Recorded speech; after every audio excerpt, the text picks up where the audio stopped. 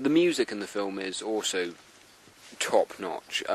Again, it's got this sort of humoristic side, like the Warner Brothers cartoons that it's paying homage to as well. Even the opening, which is... Josh can explain the opening. You're referring to all like the aerial shots? No, the Bugs Bunny Daffy Duck. Oh, the Bugs Bunny, yeah. Basically, when the film was actually released in cinemas, it was the 50th birthday of Bugs Bunny. So preceding the film, you had a short Looney Tunes cartoon wherein Daffy Duck is tired of being upstaged for 50 years by Bugs Bunny and decides that he's gonna do the whole Warner Brothers intro. And it goes wrong. Yeah, it kind of goes wrong. But it's Bit just slapstick. It's clever, and it just leads you into the film and the sort of humour that the film's going to have.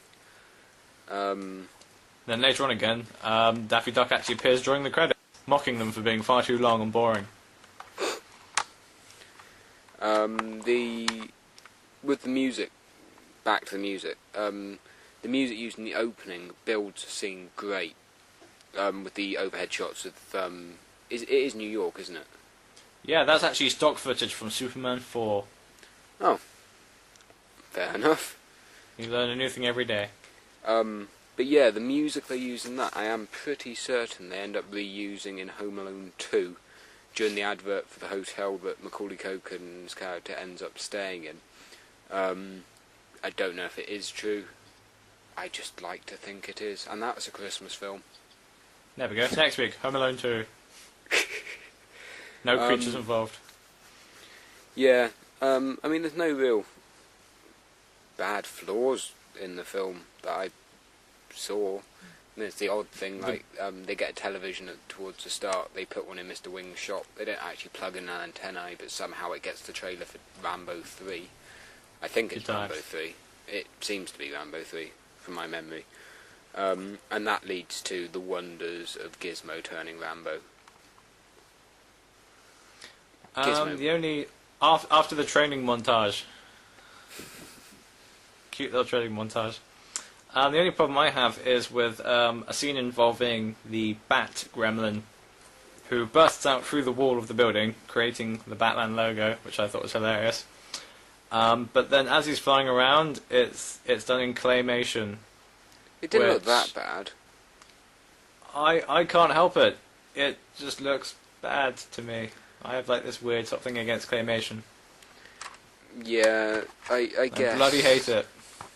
Yeah, but it's better than going, like, ridiculously early CG. Yeah, but considering that the rest of the film uses puppets, I thought that they could have done some sort of clever puppetry trick. Yeah, they probably could have. But I mean, I just love the way it ends up gargoyling and stuff. But yeah, towards the final third of the film, all the bad gremlins start taking various medicines and things from the genetics lab. One becomes incredibly intelligent. You get the bat one. You get Zap, is he called?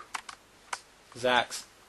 Yeah, that just flies around a lot as electricity. You get the woman gremlin. Greta her name is. Her name is Greta. Greta the Gremlin. The bloke there's one that grows vegetables on him. It's very Yeah, odd. I don't understand the salad. The salad gremlin. But that just leads to even more humour, and the film just goes at a great pace. The pacing in it is brilliant, and everything about the acting is brilliant. Everyone looks like they're having such great fun. The guy who plays Billy is a guy called Zach is it Galligan? Yeah, Galligan. He didn't really do anything after Gremlins 2. And I actually really like him as an actor. Loads of people hated him in films like Waxwork, I think it was called. And this, I found in this he was just great. Everyone, Christopher Lee. Christopher Lee is always awesome. Yeah, the woman that plays plays Kate, I don't actually know her name, she was okay, she plays the role quite well. But by far, one of the best actors in it is a bloke called Howie Mandel, I think that's how you pronounce it, who voices Gizmo. And it's just brilliant. He gets across all these emotions in this ultimately a non-existent puppet. Well, it is an existent puppet, but it's not actually alive, because puppets aren't alive. But no, the emotions and things. Gizmo is what everyone remembers from both films, ultimately, and in this film, Gizmo has just stepped up to 11. He gets abused quite a lot. There's quite a lot of bizarre bullying scenes, which are train kind of set. funny, but kind of like tragic at the same time. They drive a train into him. Yeah, that's one of them. But then he does get his own back while dressed as Rambo. That is true. It's essentially, the film as a whole is like the first Gremlins film, just stepped up so much. It's like they were so, like, when they made Gremlins, you can see that they were confident in what they were doing, but they weren't quite sure it would work and if there would be the right audience and such. Like in this film, though, you can see that their confidence is just there. They know what they're doing. They're having fun while doing it, and it pays off. It really does. It's easily one of my favourite sequels of probably all time, and in some ways probably better than the first film. I would argue that.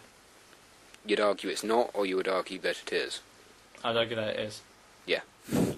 It's just kind of like, the setting it in the building seems initially as a sort of cheap way out, because it's like, well, we won't leave this building, it's all got to be in like one set or whatever. Well, not quite one set, but one stationary location. And that pays off greatly because it's a TV studio. So you've got all the different sets, and you've got the control booths, and you've got the officers above, and it's just... Bearing in mind, this is like a whole fully automated robotic building as well. Yeah. It's full of like crazy futuristic tech. I cannot praise this film enough. There's even a musical number towards the end. It's... Yeah. It's like, at numerous times it crosses the fourth wall, which is brilliant. There's a bit where one of the Gremlins looks at a cabinet of acid in and sees a sign saying, do not throw in face or something? Yeah, it says strong acid, do not throw in the face. Yeah, and the Gremlin looks towards the camera, gives a little smile, and then throws it in one of their faces. And it's like, yeah, I kind of like that. It's involving you in it, and you're never quite sure if you're watching... It's a bit like when Hulk Hogan appears. You don't know if you're watching the film being shown, or if you're actually watching the film. I didn't quite explain that particularly well, but you kind of get what I'm on It's about. just part and parcel of the silliness. Yeah, but the film is just... It is brilliant. It's easily one of my favourite creaturey films. There's even reference to the whole Christmas story in the first film, where she explains about her father going down the chimney. The Lincoln Day story. Seriously, Yeah. find it on YouTube. It's well worth it. Yeah, it's brilliant. It really is. Any personal highlights, Aaron? The whole film, but in my personal one of my favourite bits is the whole, either the musical number at the end or Gizmo training up and suiting up to be Rambo. It's just brilliant. It really is. And I've said brilliant so many times. Yeah, my personal highlight would probably be any scene with the brain gremlin, the super smart one, but especially the interview that he gives with the Grandpa Fred character when he talks about wanting civilization. Yeah. The writing is just spot on. It really is. And you can't praise the film enough. And it's one of those films that not as many people seem to know about as they should. It's kind of disappeared off radars and stuff. Even the first film has kinda. And I don't think that's right. I really don't. It's a shame, because I love most things that Joe Dante does, so... Yeah, I just want the third film. I really do. But yeah. So, my final thing for the film, as you probably guessed, I love the film and I'd recommend it to anyone. Literally anyone. If you like creature films, watch it. If you like films, watch it. It's brilliant. What about you, Josh? Yeah, I recommend the film. I recommend both of them. I'm initially hesitant about them making a third, but I'm pretty sure Joe Dante can put it out, so yeah, I highly recommend Gremlins 2. In fact, I would just like a cut the film which cuts out all the humans and just features all the mogwais and all the gremlins and put that on loop forever. That'd be Forever. nice. I just want Forever. a Gizmo loop. Everyone loves Gizmo. Fact. I'm so putting a Gizmo loop into this review again. Do it. But yeah, so I say watch it. And I say watch it. Yeah, thanks for watching. Indeed. Bye. Merry Christmas. Merry Christmas.